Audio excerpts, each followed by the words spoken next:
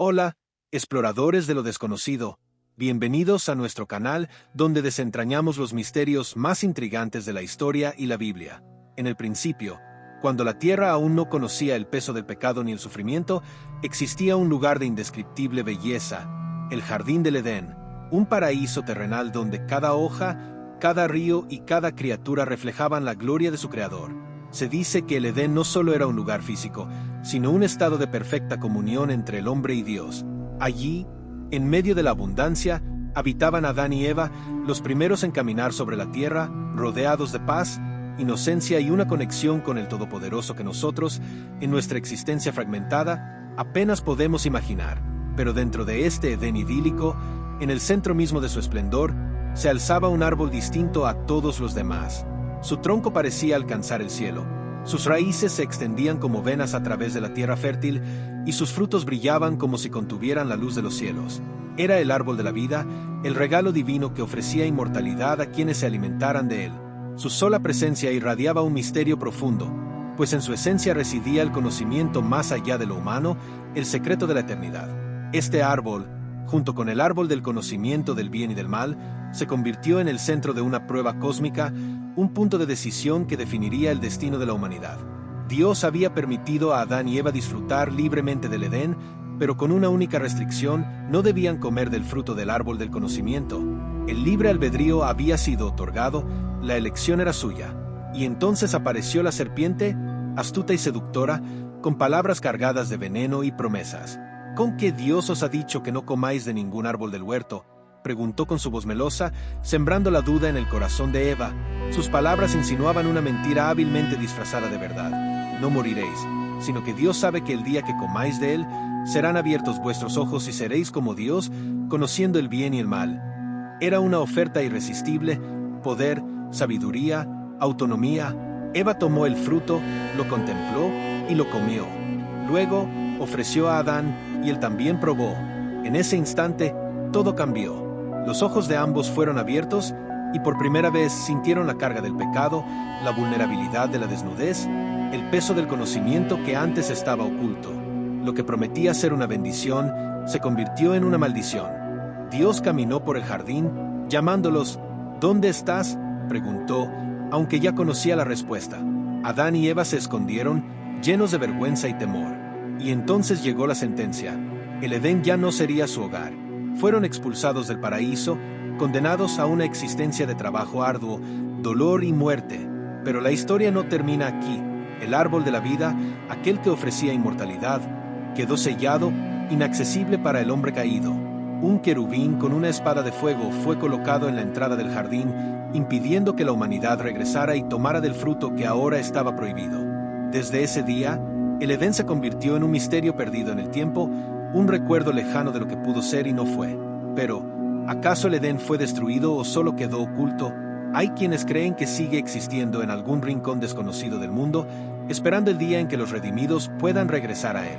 Otros piensan que se trata de un lugar espiritual, una dimensión más allá de nuestra realidad terrenal. Lo cierto es que la Biblia vuelve a mencionar el árbol de la vida en el libro de Apocalipsis, donde se nos dice que volverá a estar presente en la Nueva Jerusalén, en la ciudad celestial, donde ya no habrá muerte ni dolor. El Edén es más que un relato antiguo, es una promesa, una señal de lo que se perdió, pero también de lo que un día será restaurado. Un recordatorio de que la humanidad fue creada para la eternidad y que el anhelo por el paraíso sigue vivo en lo más profundo del alma. Así que la pregunta sigue en el aire: ¿dónde está el Edén? ¿Es posible encontrarlo? ¿O acaso su verdadero propósito es recordarnos que nuestro destino no está en esta tierra, sino en un lugar aún más glorioso, más perfecto, más eterno? Desde el principio de los tiempos, la humanidad ha sentido la presencia de seres celestiales, guardianes que protegen el equilibrio entre lo divino y lo terrenal. En el corazón del relato bíblico, hay un ángel en particular que se alza como el máximo protector de un misterio sagrado, el guardián del Edén. Se dice que, tras la caída del hombre, cuando Adán y Eva fueron expulsados del paraíso, Dios colocó un querubín con una espada de fuego para custodiar el árbol de la vida. Este ángel no era una simple entidad de luz, sino una barrera infranqueable entre la humanidad y la inmortalidad perdida. Pero ¿quién era realmente este guardián? ¿Cuál es su papel en la historia sagrada? Y lo más intrigante, ¿sigue entre nosotros? Las Escrituras no mencionan su nombre, pero en las tradiciones hebreas, se cree que podría tratarse de uno de los grandes príncipes celestiales, tal vez incluso Miguel, el guerrero de Dios. En otras interpretaciones, este ser es una manifestación de la justicia divina, impidiendo que los humanos accedan nuevamente a un estado de perfección que una vez perdieron. Pero este no es el único ángel guardián que aparece en la Biblia. En varias ocasiones, mensajeros divinos han descendido para guiar, proteger y advertir a los humanos. Pensemos en el ángel que detuvo la mano de Abraham cuando estaba a punto de sacrificar a su hijo Isaac, o en aquel que caminó junto a los jóvenes en el horno de fuego en Babilonia.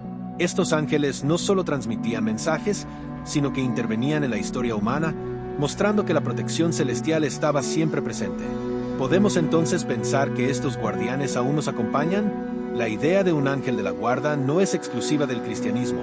En el judaísmo, el islam e incluso en antiguas creencias paganas, existen relatos sobre seres de luz que velan por los hombres.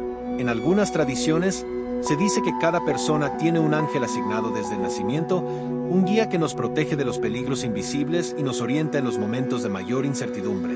Entrevistamos al teólogo e investigador en angelología, el Dr. Samuel Benítez, quien nos habló sobre la presencia de estos seres en distintas culturas. Lo interesante es que la idea de un guardián divino trasciende religiones y épocas.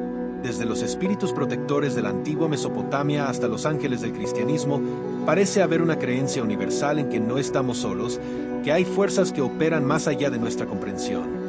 El ángel guardián. Pero, ¿qué significa que un ángel custodia algo? En la Biblia, estos seres no son solo mensajeros, sino también guerreros, portadores de justicia divina y defensores de lo sagrado.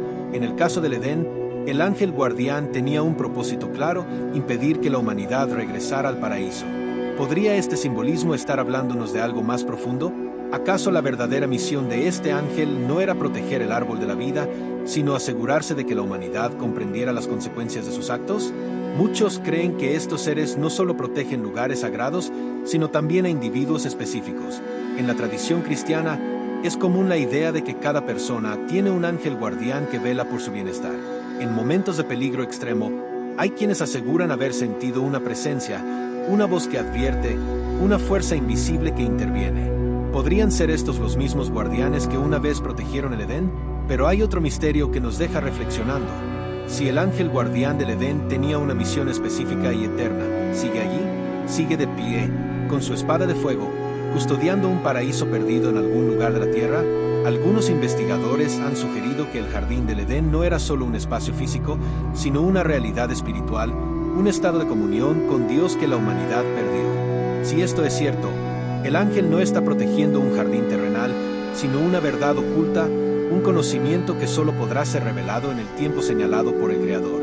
Y entonces surge la gran pregunta: si estos guardianes existen, si nos observan, si nos protegen, ¿qué nos quieren decir? ¿Nos están guiando hacia algo? ¿O nos están impidiendo alcanzar algo que aún no estamos preparados para comprender? La historia del ángel guardián no es solo un relato del pasado. Es un recordatorio de que, en el gran misterio de la fe, siempre hay un velo que aún no hemos levantado. Y quizás, cuando llegue el momento, no solo descubriremos la verdad sobre el Edén, sino también sobre el propósito de nuestra existencia misma. El fruto prohibido. Desde tiempos inmemoriales, la historia de Adán y Eva ha intrigado a creyentes y estudiosos por igual. Un relato que parece simple en la superficie, pero que oculta misterios profundos sobre la condición humana, la naturaleza del pecado y el verdadero significado del conocimiento. En el centro de esta historia se encuentra el árbol del conocimiento del bien y del mal, un símbolo enigmático que ha sido interpretado de innumerables maneras a lo largo de los siglos. Pero, ¿qué representaba realmente su fruto prohibido?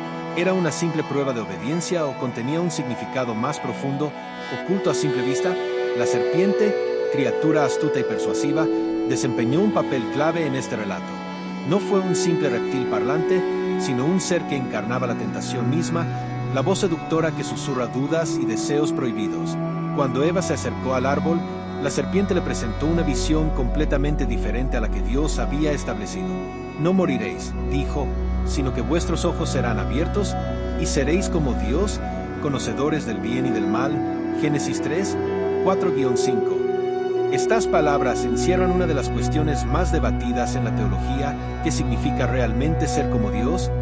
¿Adquirieron Adán y Eva un tipo de conocimiento divino al comer del fruto? Algunos estudiosos sugieren que el conocimiento que obtuvieron no era simplemente una conciencia del bien y del mal, sino la capacidad de tomar decisiones morales de manera independiente, apartándose de la guía absoluta de Dios. En otras palabras, al comer del fruto, se convirtieron en seres responsables de sus propias acciones, enfrentando por primera vez las consecuencias del libre albedrío. Pero surge otra pregunta: ¿por qué un Dios omnisciente pondría un árbol con semejante fruto en medio del Edén? Si el propósito era mantener a la humanidad en un estado de inocencia, ¿no habría sido más sencillo no colocar esta prueba en su camino? Algunos teólogos argumentan que el árbol no era una trampa, sino una oportunidad. Dios no creó autómatas, dio a la humanidad la capacidad de elegir. La verdadera obediencia solo puede existir cuando hay una opción de desobedecer. Cuando Eva tomó el fruto y lo comió, y luego lo ofreció a Adán, no solo cruzaron una línea prohibida, transformaron la relación de la humanidad con Dios y con el mundo. El acto de comer del fruto no solo trajo muerte física con el tiempo, sino también una separación espiritual.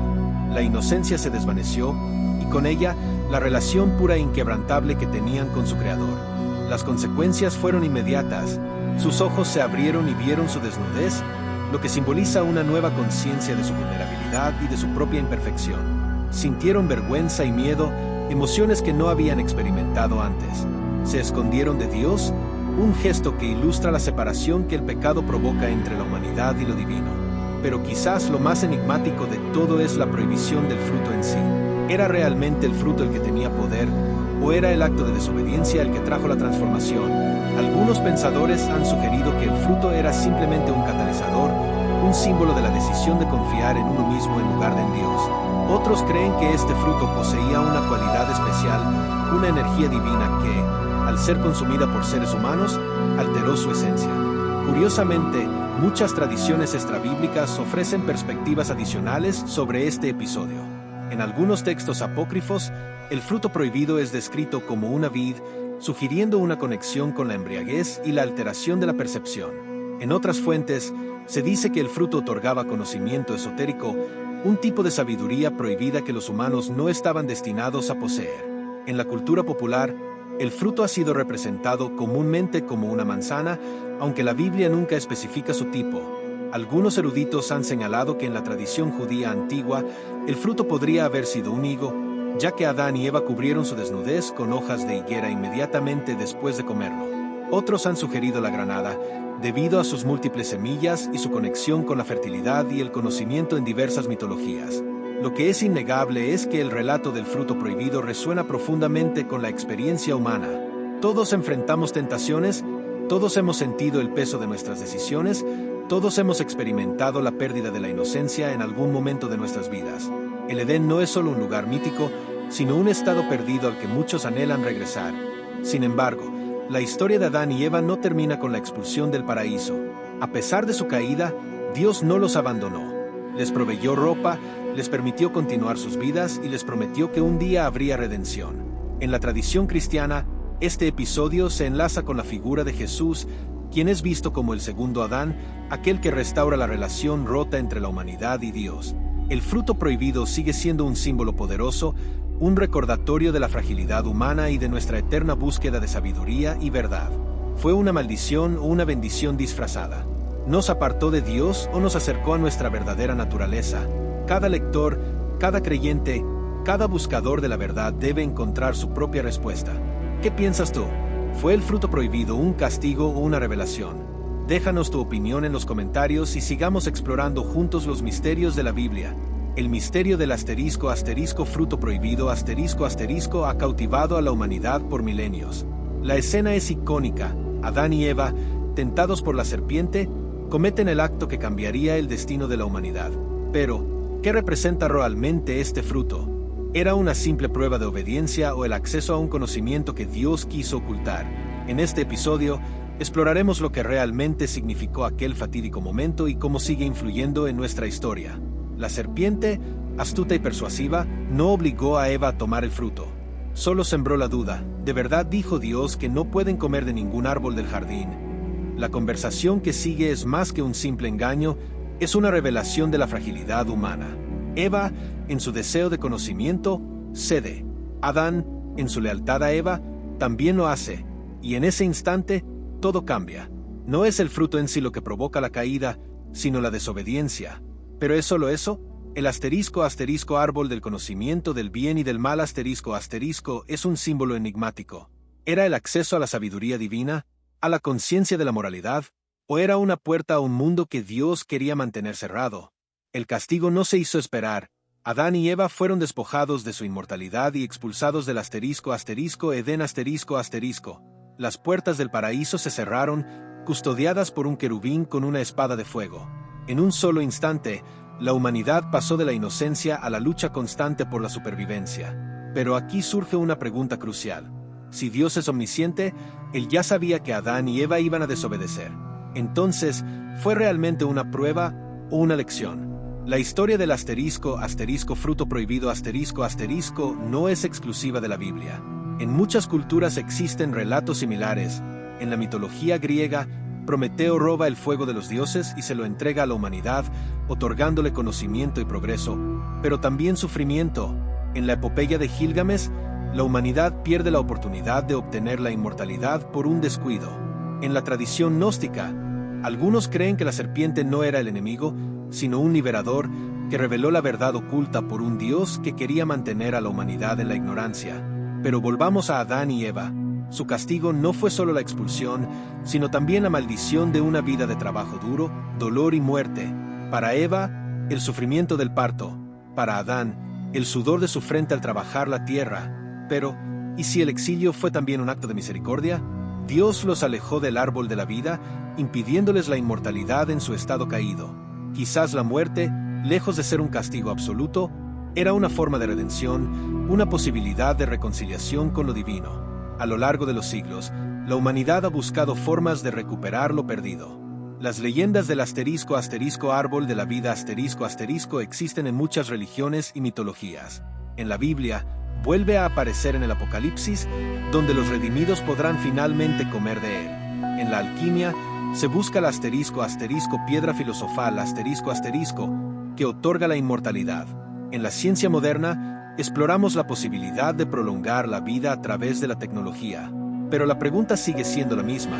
¿Estamos destinados a recuperar lo que se perdió en el Edén? ¿O es el propio viaje de la humanidad lo que nos conduce a un entendimiento mayor? La historia de la caída no es solo un relato sobre la desobediencia, sino una reflexión sobre la naturaleza humana. Buscamos el conocimiento, anhelamos la inmortalidad, luchamos contra las consecuencias de nuestras propias decisiones. Pero, al final, ¿qué significa realmente el fruto prohibido? ¿Era una prueba o una invitación al despertar? ¿Fue un castigo o un acto de amor divino? Quizás la respuesta esté en la búsqueda misma, y tal vez, un día, encontremos nuestro camino de regreso al Edén perdido. El Edén, un nombre que evoca la imagen de un paraíso perdido, un lugar de paz, abundancia y comunión con Dios. Según la Biblia, fue allí donde la humanidad tuvo su primer hogar, un jardín en el que la tierra y el cielo parecían tocarse. Pero también fue allí donde comenzó el drama de la humanidad, la caída que nos llevó a la separación y al exilio. Sin embargo, a pesar de que el Edén físico ya no está entre nosotros, su legado persiste. A lo largo de los siglos, el jardín del Edén ha sido un símbolo de lo que anhelamos recuperar, la armonía perfecta entre el ser humano, la naturaleza y Dios. En el corazón de este paraíso se encontraba el árbol de la vida, cuya función era ofrecer la inmortalidad a quienes se alimentaran de su fruto. Pero con la transgresión de Adán y Eva, la entrada al jardín fue sellada y el árbol de la vida quedó fuera del alcance de la humanidad. Hoy, el Edén sigue siendo un ideal, un anhelo profundo de retornar a la conexión perdida. Nuestra civilización, con sus avances y tecnologías, ha construido jardines artificiales, ha tratado de recrear la armonía de la naturaleza en ciudades y parques. Sin embargo, el vacío espiritual que sentimos nos recuerda que el Edén no es solo un lugar físico, sino un estado de ser, una forma de vivir en equilibrio con la creación. El legado del árbol de la vida nos habla de la búsqueda de la eternidad, del deseo de superar la fragilidad humana, pero también nos invita a reflexionar sobre el presente, cómo estamos tratando el mundo que nos rodea. ¿Nos hemos convertido en guardianes responsables de la tierra o en destructores de su belleza y equilibrio? Cada vez que talamos un bosque, contaminamos un río o destruimos un ecosistema, nos alejamos un poco más del Edén. Pero también, cada vez que protegemos la vida, que sembramos un árbol, que preservamos la naturaleza, estamos reconstruyendo parte de ese paraíso perdido. El Edén no es solo un recuerdo del pasado ni una promesa futura, es una responsabilidad presente. Dios nos confió la tierra para que la cuidemos, para que la administremos con sabiduría.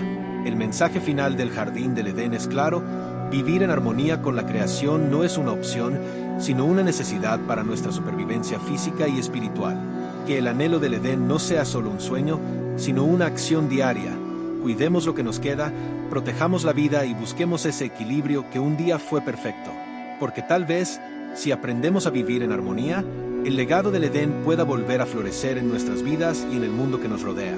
Suscríbete, dale me gusta y comparte. Ayuda a difundir la palabra a los cuatro vientos.